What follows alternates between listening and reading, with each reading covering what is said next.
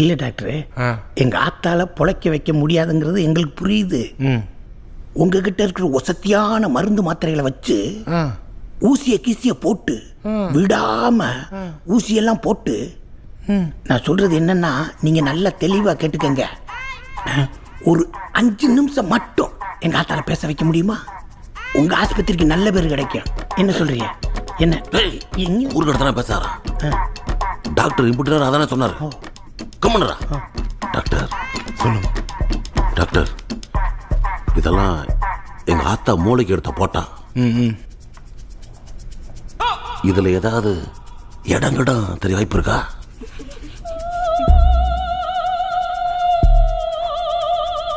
தெரியல டாக்டர்.